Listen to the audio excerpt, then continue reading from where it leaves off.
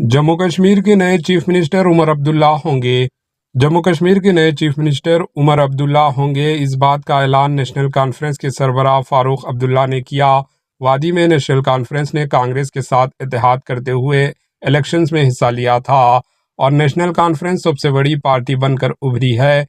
इंतखाबी रुझानात के बाद पार्टी के अरकान व कायदीन की जानिब से जश्न मनाने का सिलसिला शुरू हो गया। इसी दौरान फारूक अब्दुल्ला ने मीडिया से बात करते हुए हक़ राय दही में हिस्सा लेने वाले तमाम अफराद से इजहार तशक्कुर किया।